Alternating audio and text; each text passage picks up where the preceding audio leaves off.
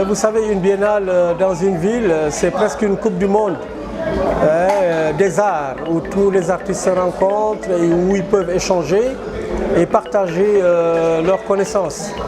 Donc aujourd'hui, cette biennale, si je la transfère à Sup IMAX, vraiment ça a été une réussite totale pour l'ensemble de nos collaborateurs, l'ensemble des professeurs qui ont contribué et aussi le travail bien fait des étudiants qui ont été encadrés par leurs professeurs. Parce que si vous regardez bien dans le digital, c'est plus ou moins sur le plan touristique même. Mieux connaître le Sénégal en profondeur, mieux connaître le Sénégal de manière visuelle. Donc ils ont parlé de plusieurs thèmes.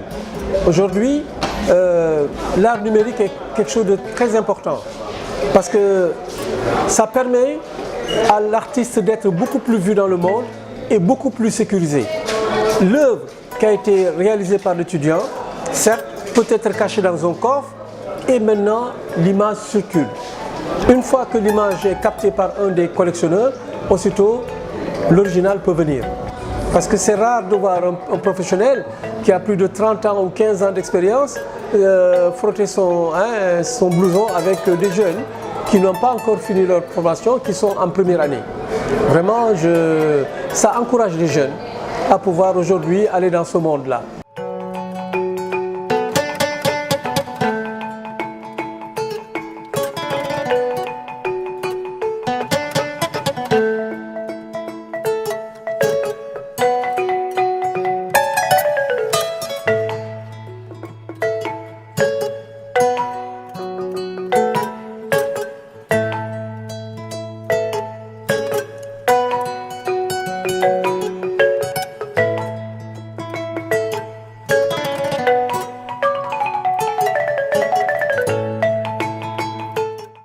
Aujourd'hui, j'expose ici pour la biennale sous le thème de l'art dans le digital.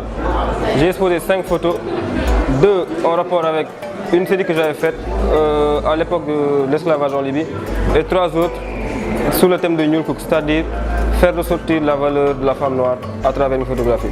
Donc aujourd'hui, c'est une fierté pour moi d'exposer pour l'école Sup IMAX dont je suis ressortissant et j'espère que ce ne sera pas la dernière fois et que dans les prochaines éditions, il faut d'autres expositions par rapport aux thèmes sur lesquels j'ai réfléchi.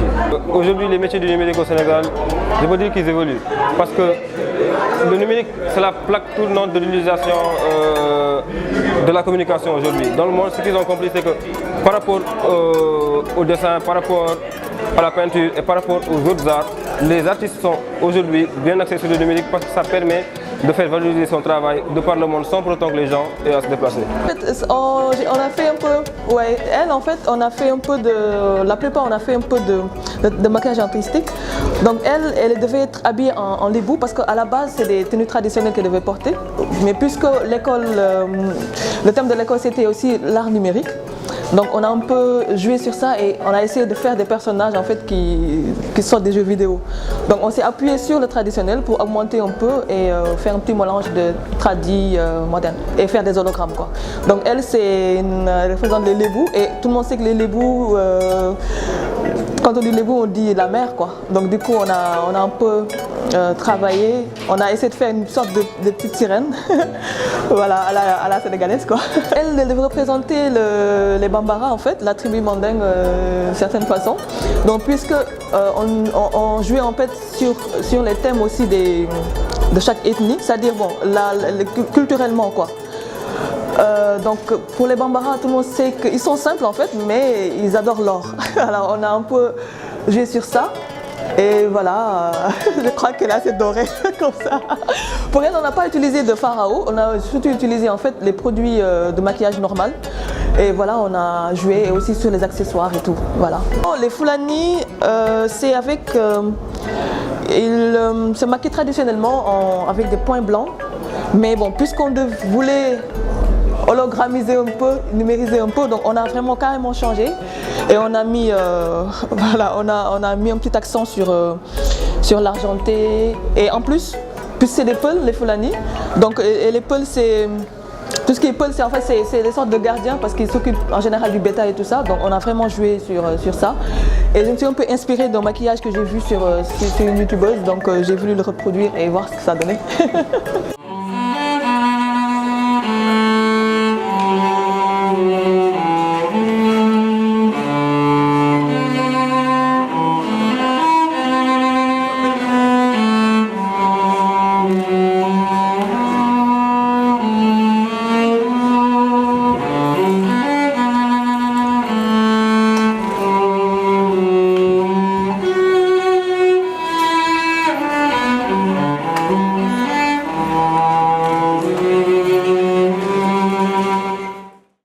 Je fais de la photo depuis 5 ans. Grâce à Supermax, j'étais venu ici pour faire de l'infographie. Et je suis tombé amoureux de la photographie grâce à mon mentor, M. Djibrilsi. Et du coup, depuis, je ne lâche plus, quoi. Je fais de la photographie dans tout son ensemble, du noir et blanc au light painting. J'aime bien m'exprimer, dire ce que je pense. Je travaille beaucoup sur la femme, les enfants et la lumière. Et du coup, j'ai déjà fait quelques expositions, Jigen Jamba, c'était aussi à la Biennale de l'année passée. Puis ça s'appuie sur la femme. En fait, c'est ça, mes photos, c'est très souvent les femmes, les enfants et la lumière. Les femmes, parce que c'est la vie, c'est aussi simple que ça. S'il n'y avait pas de femmes, on ne serait pas là à parler. C'est vrai que, bon, Gorgi, moi, est Tchabarbi. Mais Digeni, en fait, nous sommes procréés, quoi qu'on dise, franchement. Et moi aussi, j'ai une relation pas super que avec ma yaï. Je suis un fils à maman, pour que tu comprennes plus rapidement, avec ma soeur et tout. Et puis voilà, quoi. En plus, les femmes, j'étais parti au parc. Les photos que j'ai fait d'Igen Djambar, c'est des photos que j'ai prises à Louga et au Lac Rose. Parce que j'étais parti à Louga dans le cadre du bénévolat avec une équipe. On était une dizaine, on faisait des consultations gratuites pour les enfants, pour les trucs et tout. Et bizarrement, à 5h du matin, 6h du matin, c'est les femmes qui sortaient de tout bout de champ pour aller travailler. Les hommes, tu les voyais que l'après-midi ou quelque chose comme ça, au moins de se poser. Et c'est elles que je voyais, quoi. Et j'ai pris des photos, j'ai pris des photos. J'ai débuté ici. C'était très logique pour moi de revenir ici et de faire. C'est pas ma première exposition que je fais ici. À la Biennale 2014, on était là, mais j'avais fait juste une exposition numérique avec des photos et tout. Mais cette fois-ci, c'est encore plus poussé. Je suis plus étudiant. J'apprends toujours, mais je suis plus étudiant. Je suis à un autre stade. Et c'était important pour moi de revenir ici. Et le thème, l'art plus digital, ça m'arrangeait un peu. Parce que Jigen Djamba, c'était juste des photos de femmes. J'ai fait du light painting, j'ai fait plein de choses et ça m'a permis de sortir ça et d'avoir un aperçu de ce que les gens diront de ça pour encore passer à une autre étape. C'est bien, j'adore le travail qu'ils font, mais je trouve qu'il y a trop de technologie dedans en fait, si je me fais comprendre. Parce que en tant qu'artiste, bon, après c'est deux dimensions quoi. Il faut d'abord être professionnel, c'est-à-dire savoir prendre des photos clairement avec des studios et tout. Après c'est la dimension artistique qui vient. Et c'est ça qui pêche un peu quoi. C'est ce que je trouve moi. Après c'est mon idée quoi. Ils sont très bien techniquement. C'est pas que Supermax, mais tous les photographes de ma génération ils sont bien. Maintenant on doit beaucoup plus creuser. On ne doit plus faire de la photo pour faire de la photo. On doit faire de la photo pour dénoncer, pour dire, pour s'exprimer, des choses comme ça quoi. Pas pour montrer juste que tu es bien, mais pour faire de la photographie en vecteur.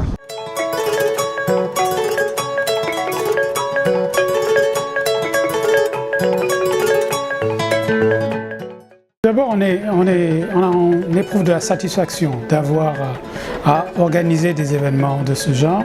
Bien sûr, l'argument de la Biennale reste naturel dans ce que nous avons déroulé autour de cette exposition. Mais le centre d'intérêt qui nous concerne, c'est de pouvoir présenter des œuvres, des créations faites par les étudiants. Et ce que nous avons rajouté, c'est simplement le voisinage avec des créateurs professionnels. Donc cet ensemble-là a finalement donné quelque chose d'extrêmement bien, puisque vous le voyez à travers le vernissage aujourd'hui, les commentaires sont plutôt positifs.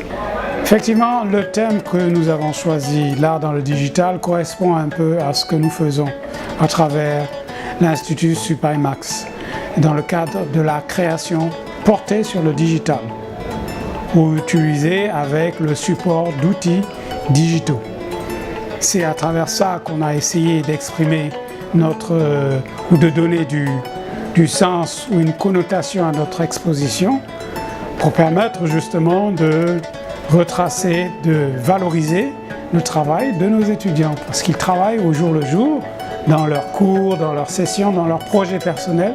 Ils travaillent en utilisant fortement l'outil digital. Je suis très optimiste.